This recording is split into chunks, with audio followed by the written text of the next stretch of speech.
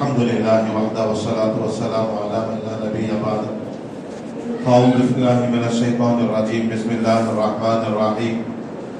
ولله ملك السماوات والأرض ويوم تقوم الساعة يومئذ يخسر المبطلون وترى كل أمة جاثية كل أمة تدعى إلى كتابها اليوم تجزون ما كنتم تعملون هذا كتابنا ينطق عليكم بالحق إنا كنا نستنسخ ما كنتم تعملون. صدق اللہ العظیم. محترم بزرگ عزیز ساتھیو، سورۃ الجاثیہ کی تفسیر ہمارے درمیان چل رہی تھی اور اس کے 4 رکوع تھے. 3 رکوع آپ کے سامنے تفسیر اس کی گزر چکی ہے اور آج جو تفسیر ہوگی یہ سورۃ الجاثیہ کا آخری رکوع ہے. ابتدائی آیت میں اللہ تبارک و تعالیٰ نے یوں کہا وَلِلَّهِ مُلْكُ السَّمَاوَاتِ وَالْأَرْضِ.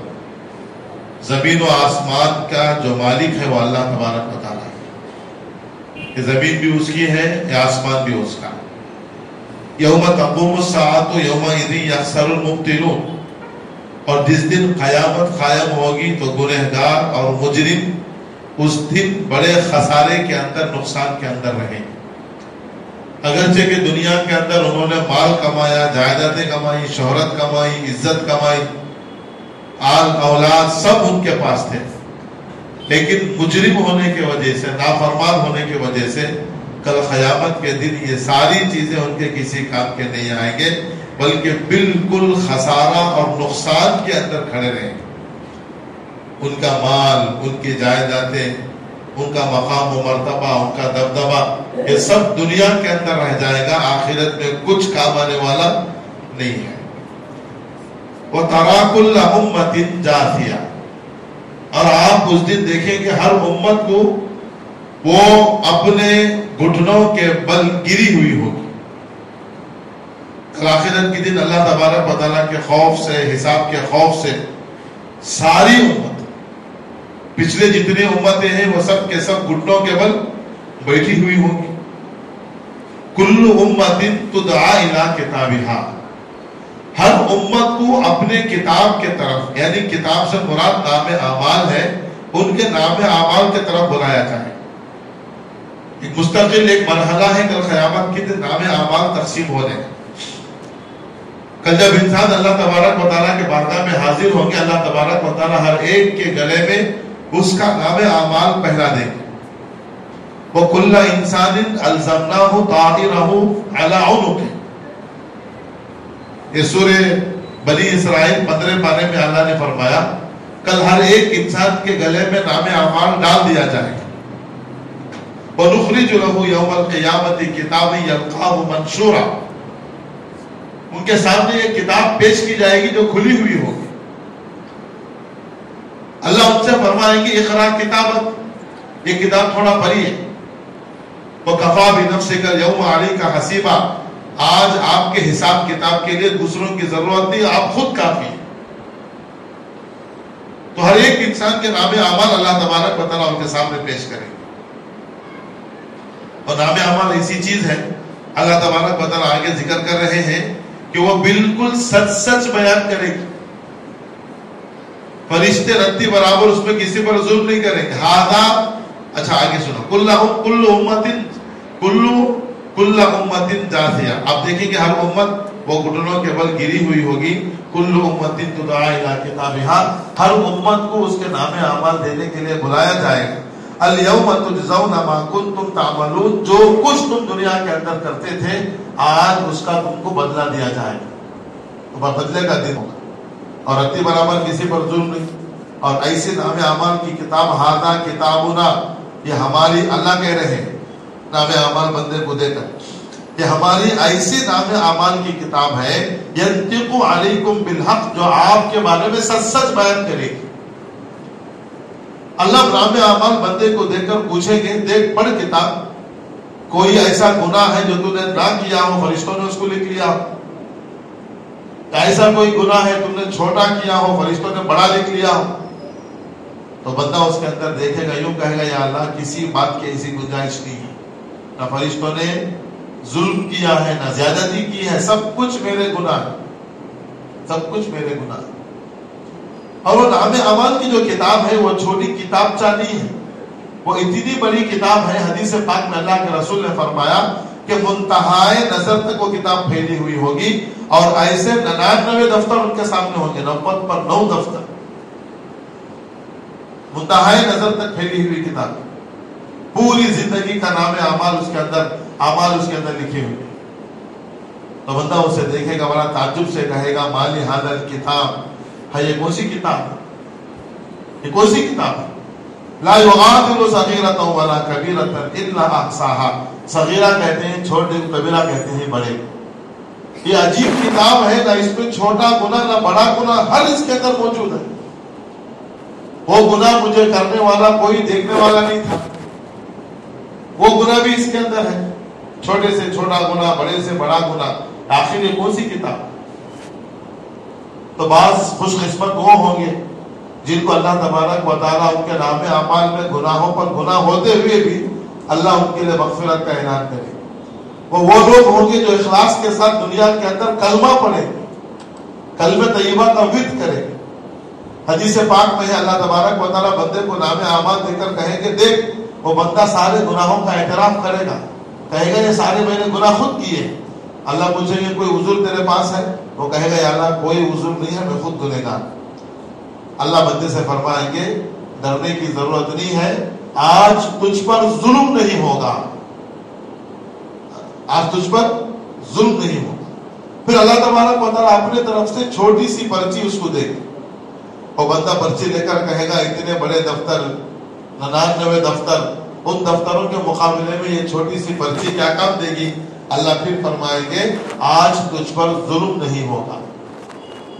اور بندہ اس پرچی کو لے کر جائے گا فرشتوں کے پاس، یہ 99 دفتر جو گناہوں کے دفتر ہیں ان کو ایک پردے میں رکھ دیا جائے گا، اس چھوٹی سی پرچی کو ایک پردے میں رکھ دیا جائے گا، تو اتنی وزنی پرچی ہوگی کہ وہ ترازو وزن سے جھک جائے۔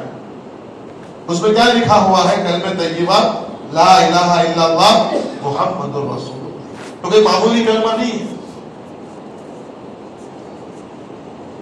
تو یہ نام اعمال کے ملنے کا وقت ہے۔ ھذا کتابنا ینطق علیکم بالحق، یہ وہ ہماری کتاب ہے جو تمہارے بارے میں سچ سچ بیان کرتی ہے۔ یہ کیوں؟ انا کنا نستنسخ ما کنتم تعملون، جو کچھ تم کرتے تھے ہم نے فرشتوں کے ذریعے اس کو لکھوا دیا ہے۔ کرامن کاتبین ہیں، ہم کو جو کیا کہہ رہے ہیں، کیا کر رہے ہیں، وہ سب اس کو نوٹ کر رہے ہیں۔ چلو اگر فرشتوں کے ذریعے ہم نے کہہ دیا کہ فرشتوں نے غلط لکھا ہے، تو ہمارے اعضاء اللہ تبارک و تعالیٰ کو گواہ بنا کر کھڑا کرے۔ انسان کا جسم اپنے بارے میں گواہی دے۔ تو بہرحال نظام اللہ تبارک و تعالیٰ کا ہے۔ اللہ کہہ رہے فرشتوں کے ذریعے سے ہم نے تمہارے سارے اعمال کو اس کتاب کے اندر نوٹ کر رکھا ہے۔ اب آگے بدلہ دینے کا وقت ہے، نام اعمال ملیں گے۔ ظاہر سی بات ہے نام اعمال ملنے کے بعد یا تو انسان نیک ہوں گے یا تو برے ہوں گے۔ اب نیک لوگوں کو کیا ملے گا، برے لوگوں کو کیا ملے گا، اب اس کی تفسیر۔ فَأَمَّا الَّذِينَ آمَنُوا وَعَمِلُوا الصَّالِحَاتِ، اور جن لوگوں نے ایمان لایا اور اعمال صالحہ کیا، فَيُدْخِلُهُمْ رَبُّهُمْ فِي رَحْمَتِهِ، اللہ تبارک و تعالیٰ ان کو اپنے رحمت میں داخل کرے۔ رحمت سے مراد جنت، اللہ ان کو نعمتوں میں، رحمتوں میں، جنتوں میں داخل کرے۔ اور یہ جو جنت میں داخل کرنا ہے، اللہ کہہ رہے ہیں ذَلِكَ هُوَ الْفَوْزُ الْمُبِينُ، یہ بالکل کھلی ہوئی کامیابی جنت کا داخل۔ اچھا جو لوگ گنہگار ہوں گے، وہ اما الذین کفروا، جنہوں نے کفر کیا، نافرمانی کی، فسق و فجور کیا، کیا کہیں گے؟ اللہ تبارک و تعالیٰ ان سے کہیں گے تم نے گناہ کیوں کیا؟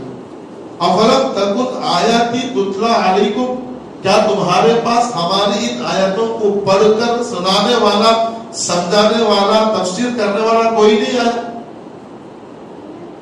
تمہاری ہمت کیسے ہوئی کہ تم گناہ کر کے آئے؟ کیا ہماری قرآن، ہماری آیتیں پڑھنے والا، سمجھانے والا کوئی تمہارے پاس نہیں آیا؟ افلم تکن آیاتی تتلی علیکم، کوئی آیتیں پڑھنے والا نہیں آیا؟ وہ کہیں گے اللہ پڑھنے والا تو آیا تھا، سمجھانے والا آیا تھا۔ پھر اللہ کہیں گے فاستکبرتم، تم نے تکبر کیا ان آیتوں کے مقام میں، تم جانتے تھے یہ غلط ہے، پھر بھی تکبر کے ساتھ اس کام کو کرتے تھے۔ لہذا یہ تکبر کرنا یہ کیوں ہے؟ وَكُنْتُمْ قَوْمًا مُجْرِمِينَ، تو لہذا آج کے دن تم مجرم بن کر کھڑے کیے جاؤ، اللہ کے سامنے مجرم بنا کر ان کو کھڑا کر دیا جائے۔ اور ان کی نافرمانی کی وجہ یہ بھی ہے، وَإِذَا قِيلَ لَهُمْ، جب ان سے کہا جاتا تھا إِنَّ وَعْدَ اللَّهِ حَقٌّ، کہ بھئی اللہ کا وعدہ سچا ہے، وَالسَّاعَةُ لَا رَيْبَ فِيهَا، جہنم قیامت سچ ہے، اس میں کوئی شک نہیں۔ ساعہ کہتے ہیں قیامت کی گھڑی، وَالسَّاعَةُ لَا رَيْبَ فِيهَا، قیامت برحق ہے، اس میں کوئی شک نہیں ہے۔ جب ان کے سامنے یہ کہا جاتا تھا اللہ کا وعدہ قیامت کا سچ ہے، قیامت آنے والی ہے، برحق ہے، اس میں کوئی شک نہیں ہے، تو یوں کہتے تھے قُلْتُمْ، تو تم یوں کہتے تھے مَا نَدْرِي مَا السَّاعَةُ، ہمیں معلوم نہیں ہے قیامت کیا ہے۔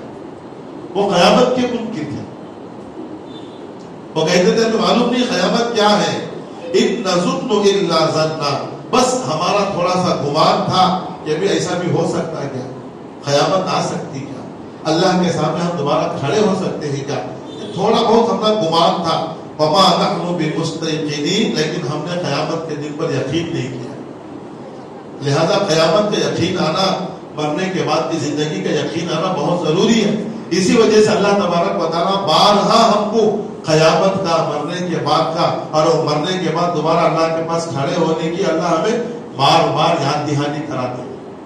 رات کو سوتے ہوئے بندہ اللہم بسمک اموت واحیا، یا اللہ میں تیرے نام سے مرتا ہوں، تیرے نام سے جیتا ہوں، مرنے کی تذکرہ۔ اور جب اللہ تبارک و تعالیٰ نیند سے اٹھاتے ہیں پھر یہ زبان سے کہلوایا الحمدللہ الذی احیانا بعد ما اماتنا والیہ النشور، صبح سویرے بستر سے اٹھتے ہی تمام تعریف بس اللہ کے لیے جس نے مجھے موت کے بعد دوبارہ زندگی دی۔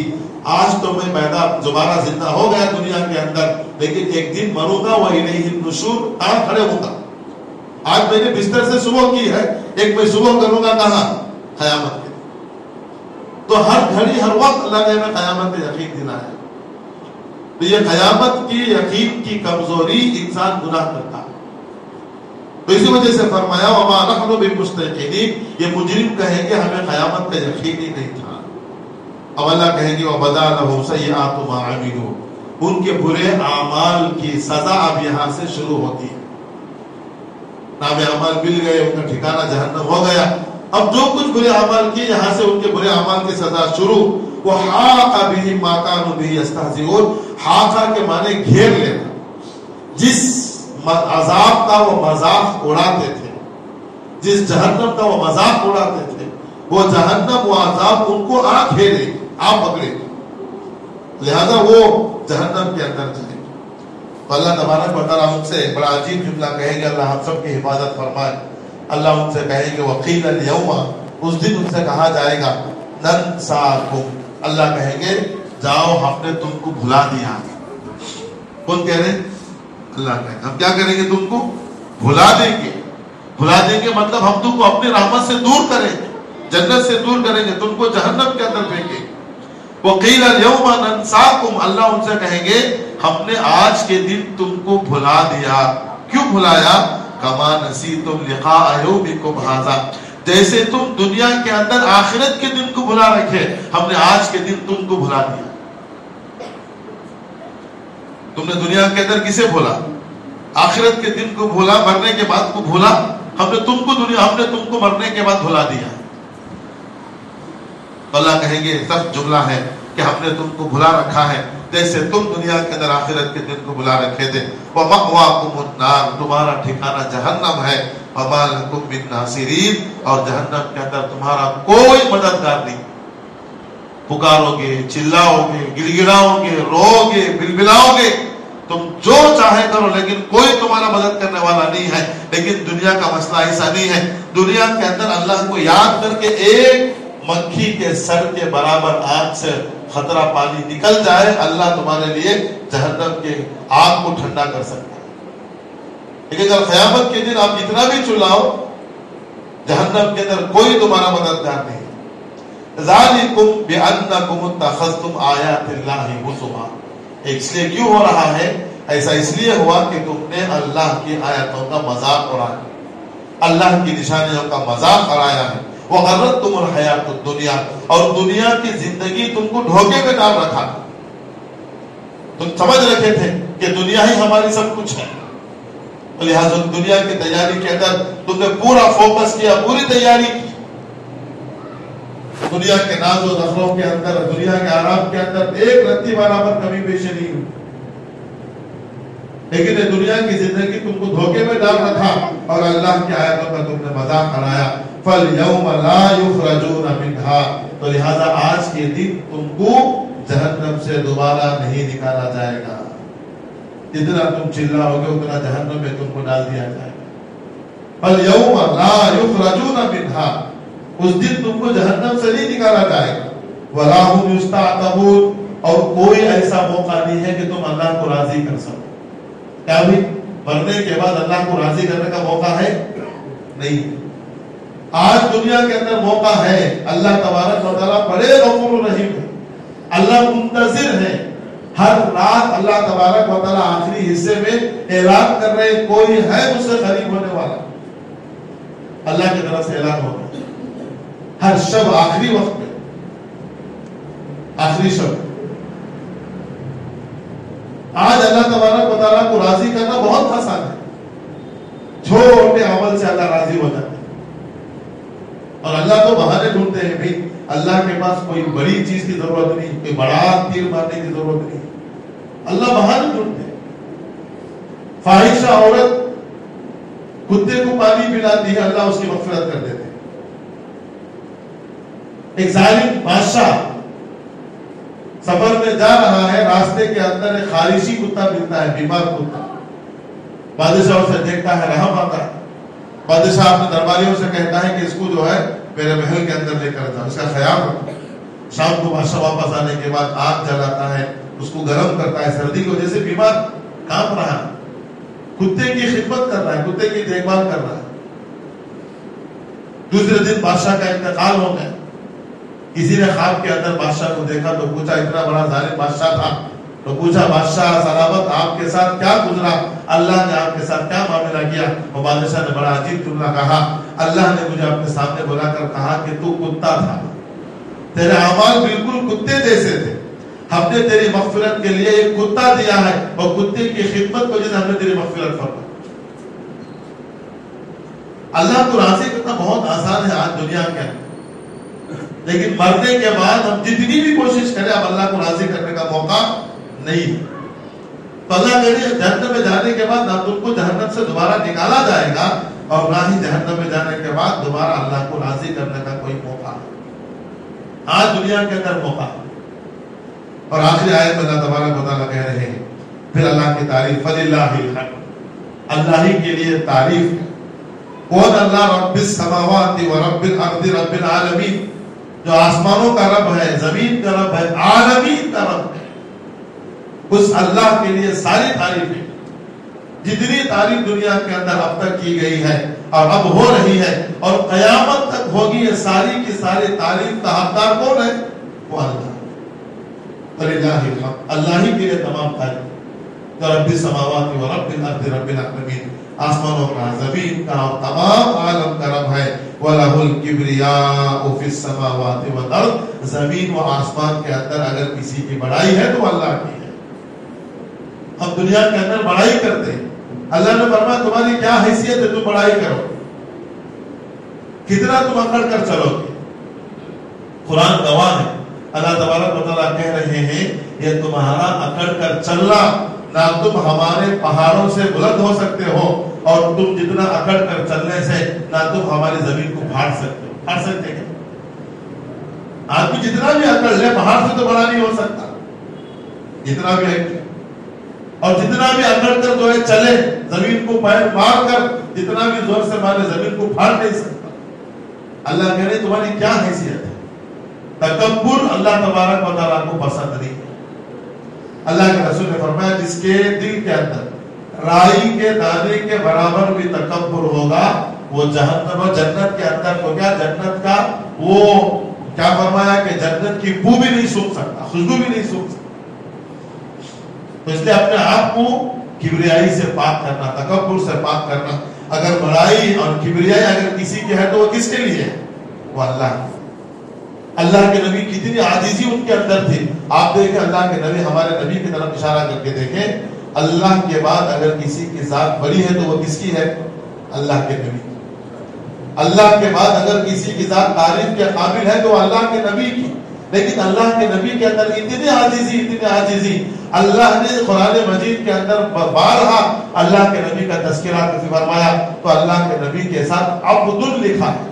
اتنی بندگی ان کے اندر، اتنی عاجزی ان کے اندر۔ سبحان الذی اسری بعبدہ، وہ اللہ پاک ہے جس نے اپنے بندے کو آسمانوں پر بلایا، معراج کا تذکرہ کیا۔ اللہ کے نبی نے اللہ کے نبی کی صفت کو ذکر فرمایا، دوسرا بھی نام لے سکتے تھے لیکن اللہ کے نبی کو عبد کہا، بندگی ان کے اندر۔ اشہد ان لا الہ الا اللہ واشہد ان محمد، پہلے عبدہ و بعد میں رسولہ۔ محمد کون ہے؟ اللہ کے بندے، اللہ کے رسول ہیں۔ اللہ نے امت کو سمجھایا کہ دیکھو اللہ کے بعد اگر کسی کا مقام و مرتبہ اللہ کے نبی کا ہے، لیکن عاجزی وہ ان کی ساری ان کے اندر کی تھی، اور اتنی عاجزی وہ ان کے سارے اللہ کے نبی کے پاس چھوٹے بچوں کو راستے پر جاتے ہوئے سلام کرتے تھے، خود سلام کرتے تھے۔ آج تک اللہ کے نبی نے کسی کو نہیں جھڑکایا، غصے سے بات نہیں کرتے تھے، بڑے تو بڑے بچوں کے ساتھ۔ مسجد کے اندر بچے آتے تھے، اللہ کے نبی کا معمول تھا سر پر ہاتھ پھیر پر گلے پر جو اللہ کے نبی اس طرح پیار کرتے تھے۔ بچے اللہ کے نبی کی جہاں جڑتے، جہاں بیٹھتے اللہ کے نبی کے قریب بچے جڑ جاتے۔ حضرت انس فرماتے ہیں میں چھوٹا سا بچہ اللہ کے نبی کی خدمت میں 10 سال تک رہا، اللہ کے نبی نے مجھے کبھی بھی اف تک نہیں کہا۔ ایک مرتبہ کسی کام کے لیے مجھے روانہ کیا، دکان کے لیے جلدی کام تھا، میں دکان کے لیے گیا لیکن راستوں میں بچے کھیل رہے تھے، میں بھی بچہ تھا اور بچوں کے کھیل کے اندر میں بھی شامل ہوں۔ اللہ کے نبی بڑے انتظار کے بعد تلاش کرتے ہوئے آئے، حضرت انس کھیل رہے ہیں، اللہ کے نبی نے اف تک نہیں کہا۔ اللہ کے نبی کے اندر عاجزی و انکساری اتنی زیادہ تھی، اس لیے ہر ایک کے ساتھ شفقت کے ساتھ محبت کے ساتھ، یہ عاجزی و انکساری کی علامت ہے۔ انسان کا دل اللہ نرم کر دیتے، اور جس کا دل سخت ہو ظاہر سی بات ہے لوگ اس کے قریب کہاں آئیں۔ اس لیے بچوں کے ساتھ خصوصاً نرمی کا معاملہ، اپنے گھر کے اندر بھی مسجد کے اندر۔ ہمارا معاملہ ایسا ہے کہ بھی مسجد کے اندر آتے ہی سب کو لیگل پرمیشن مل جاتے بچوں کو مارنے کی، لیگل پرمیشن، لو انہیں بھی مارے انہیں بھی مارے۔ ابھی سے بچوں کو مسجد سے اور نماز سے ایسی وحشت دلانی جاتی ہے، بچے ایسے مسجد سے دور ہوتے پھر قریب نہیں ہوتے۔ اس لیے بچوں کو ہمیشہ ہمت افزائی کے ساتھ آگے بڑھانے کی کوشش کر، آگے لینے کی کوشش کر۔ تو اللہ کے نبی بڑے عاجزی و انکساری اپنے اندر رکھتے۔ اللہ نے فرمایا وَلَهُ الْكِبْرِيَاءُ فِي السَّمَاوَاتِ وَالْأَرْضِ، زمین و آسمان کے اندر اگر کسی کی بڑائی ہے، کبریائی ہے تو اللہ تبارک و تعالیٰ کی ہے۔ وَهُوَ الْعَزِيزُ الْحَكِيمُ، وہ زبردست حکمت والے اللہ تبارک و تعالیٰ۔ تو یہ تفسیر تھی سورۃ الجاثیہ کی جو اختتام کو پہنچی ہے۔ اللہ تبارک و تعالیٰ نے بہت سارے مضامین ان 4 رکوع کے اندر اس میں اللہ نے ذکر فرمائے۔ اللہ تبارک و تعالیٰ سے دعا ہے اللہ تبارک و تعالیٰ ہم تمام کو قرآن کے فیض سے مالا مال فرمائے، قرآن کے حکمت سے اللہ تبارک و تعالیٰ ہم تمام کو مالا مال فرمائے۔ اس قرآن مجید سے اپنے تعلق کو مضبوط کرنے، قرآن مجید کو پڑھنے سمجھنے اور اس پر عمل پیرا ہونے کا اللہ تعالیٰ ہم سب کو توفیق عطا فرمائے۔ وما علینا الا البلاغ۔ انشاءاللہ رمضان